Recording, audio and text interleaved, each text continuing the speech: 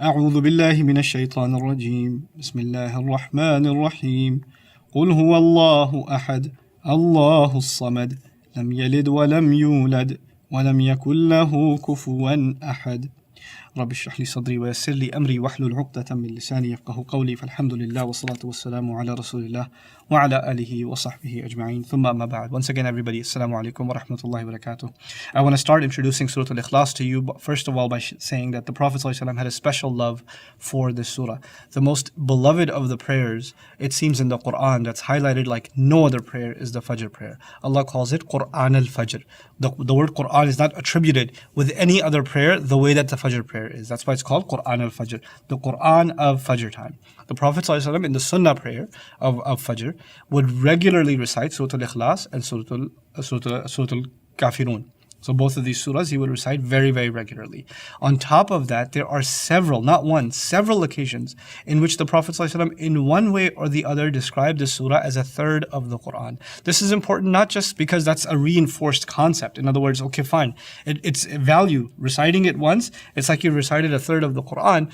It's actually also important that the Prophet ﷺ kept re-emphasizing that. He kept saying it over and over and over again. This is a telling thing because the Prophet ﷺ doesn't do this regularly for so many other surahs. You don't find lots and lots of narrations about a surah over and over and over again, but you do find that for this surah in particular. And it's perhaps because of that emphasis that you find this curious hadith that I'll read on to you.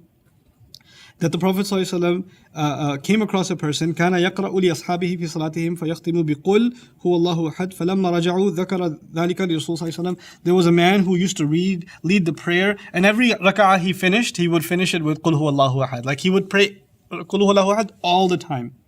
And so سألوه لأي شيء يصنع ذلك. The Prophet ﷺ said, go ask him, why does he do that? For what purpose does he recite the Ikhlas all the time? فقال لأنها صفة الرحمن. He said because it's attributes, it describes the most merciful. Even though the word Ar-Rahman isn't here, this man saw that Surah Al-Ikhlas has the mercy and the love of Allah encapsulated in it. صفة الرحمن. فأنا أحب أن أقرأ بها. So that's why I love that I lead the prayer with it. Remind people of the love and care and the essential qualities of Ar-Rahman, of Allah. فقال رسول الله صلى الله عليه وسلم أخبروه أن الله يحبه. The Prophet ﷺ said, go tell him Allah loves him. Tell that person Allah loves him. So his love of Ikhlas led to Allah loving him. So we should have a special love for Surah Al-Ikhlas. So the question arises, what's so special about Surah Al-Ikhlas? I mean, it seems like it's teaching a really basic lesson. Allah is one, He doesn't have children, nor was He begotten. Done. Nothing can be compared to Him. Seems like very simple, basic concepts of Tawheed. So what's the big deal about Surah Al-Ikhlas? You should understand something here. The Qur'an teaches three fundamental beliefs. The Qur'an teaches about God, the Qur'an teaches about the afterlife, and the Qur'an teaches about revelation. Three things. Basically, every other belief falls in one way or the other under these three. Iman billah, Iman bil akhirah, Iman bil risala. Faith in God, faith in the afterlife, faith in revelation. Even if we say we believe in angels, it's the angels who deliver revelation. It's the unseen, right?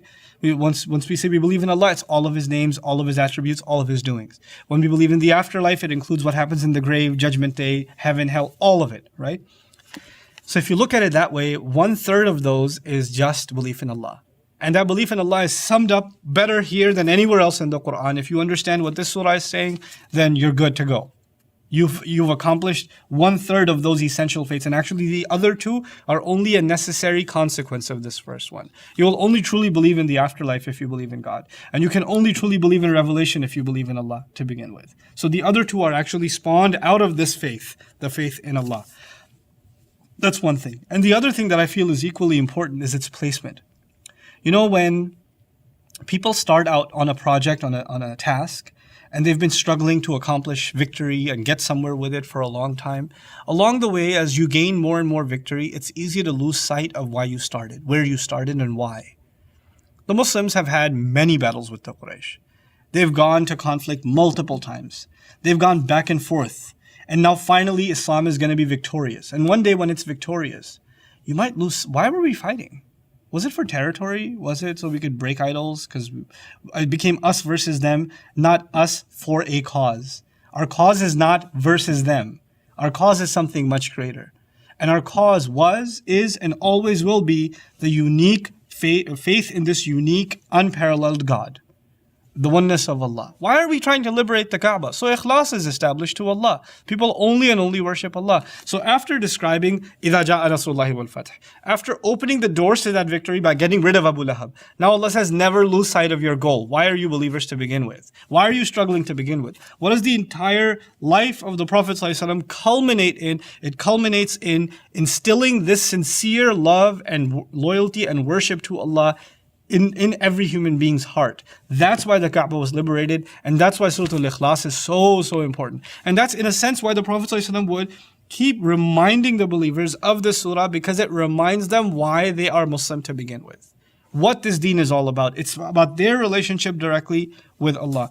From if I was giving a lecture on this surah all out, I would describe to you the remarkable linguistics of this surah.